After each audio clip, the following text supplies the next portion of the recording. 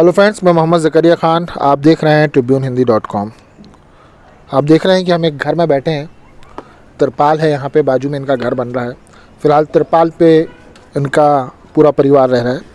साथ में है मेरे साथ कांग्रेस के नेता, सोशल मीडिया में अपनी गतिविधियों के लिए जाने जाने वाले और ग्राउंड में भी अपनी गतिविधियों के लिए लोगों के बीच में चर्चा का विषय बने रहने वाले राजा मुबीन खान। चुनावी यात्रा के दौरान हम इनके साथ यहाँ पे आए, क्योंकि ये इनका क्षेत्र है, यहाँ ये घूमते रहते हैं। हमने इन्हें पकड़ा, हमने बोला चलिए आपसे बातचीत की जाएगी। यहाँ आए, जिनके यहाँ बैठे हम, इन्होंने बहुत शानदार चाय पिलाई है। बहुत मज़ेदार चाय थी। चाय का मैंने तारीफ़ भी किया और मैंने कहा कि इतनी शानदार चाय है कि अगर खोल दिया जाए दुकान तो काफ़ी चलेगी चाय। खैर, ये वीडियो था। वीडियो में ये सारा इंट्रोडक्शन मैंने इसलिए दिया कि नीरसता ना रहे, आप लोगों को कुछ नई चीज़ लगे।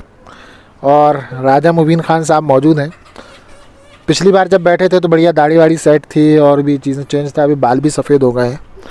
बात करेंगे, पूछेंगे इनसे कई चीज़ें। हाल ही के दिनों में आपके वीडियो आए, 2 से 3 वीडियो हमने देखे।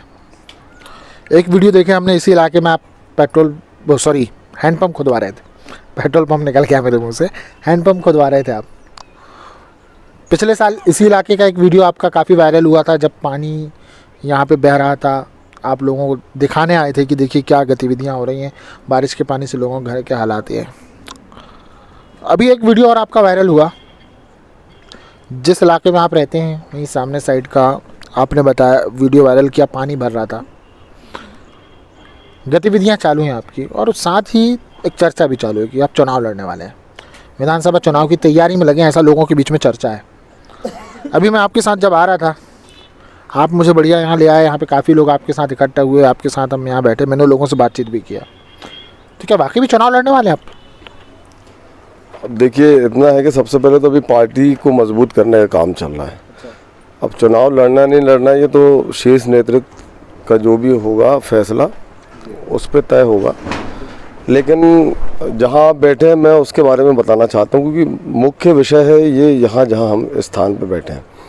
ये शहर के बहुत नज़दीक का क्षेत्र है, लेकिन आप यहाँ बैठे होंगे और आपने भी भ्रमण भी किया, आपने बताया कि यहाँ के लोगों से बात की है, तो आप देख रहे होंगे ऐसा लग रहा है कि जैसे हम बहुत शहर से बहुत दूर कहीं बैठे हुए हैं और बहुत ही पिछड़ा क्षेत्र है। सबसे बड़ी समस्या यहाँ की ये है कि यहाँ पे जो बिल्कुल नगर से लगी हुई ग्राम पंचायत डोली छतरपुर है, मैं भी यहाँ का निवासी हूँ, तो निश्चित ही ज़्यादा फोकस इस क्षेत्र में है। तो हम जब यहाँ जहाँ बैठे हैं ये मतदाता हैं यहाँ के, और काफ़ी ज़्यादा संख्या में यहाँ मतदाता हैं जो कि डोली छतरपुर के हैं। ये बात और हो सकती है कि पूर्व में कहीं और रहते हों, लेकिन अभी वर्तमान में यहाँ निवास कर रहे हैं और यहाँ के मतदाता हैं।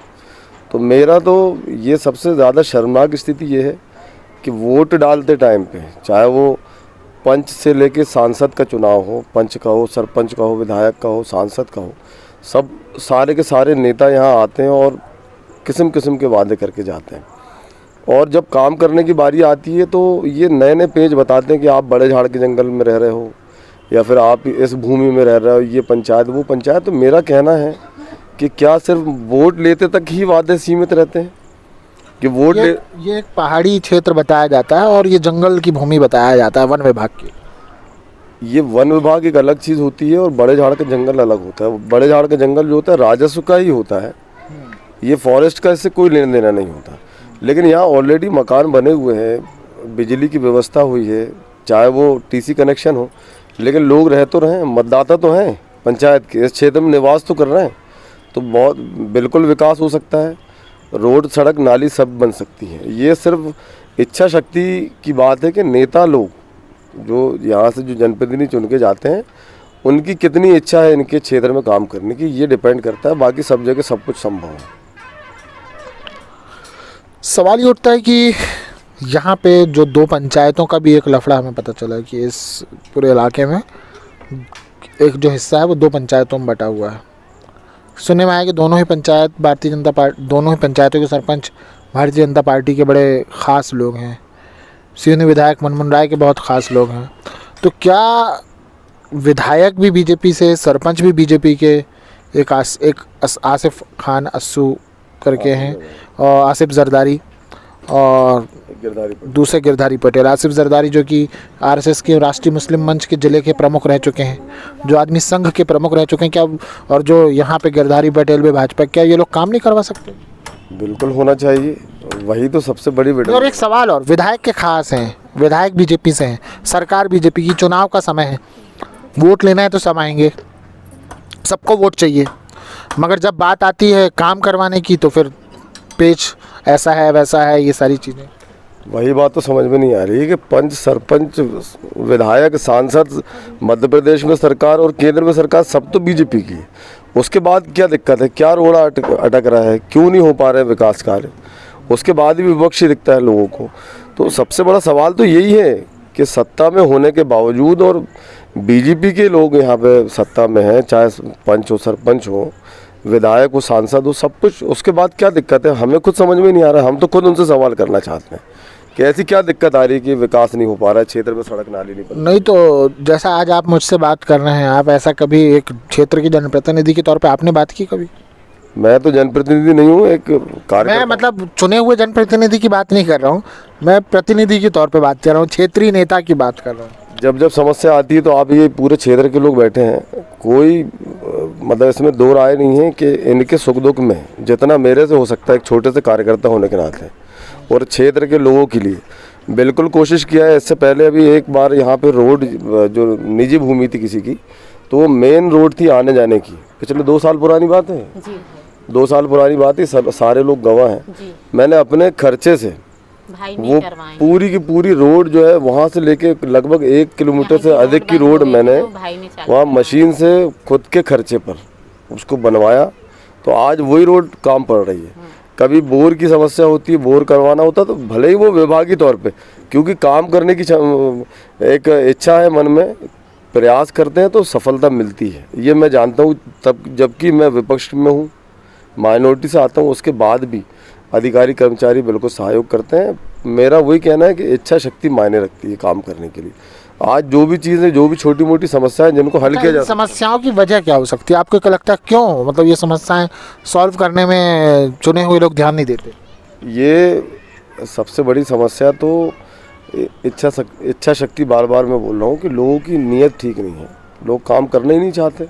जब आप पावर में हैं, आप निर्वाचित हुए जनप्रतिनिधि, उसके बाद भी आप नहीं कर पा रहे हो तो फिर ये तो नाकामी है ना उन जनप्रतिनिधियों की। विधानसभा चुनाव नज़दीक आ रहा है, क्या ये चीज़ें मुद्दा बनेंगी? बिल्कुल बनना चाहिए।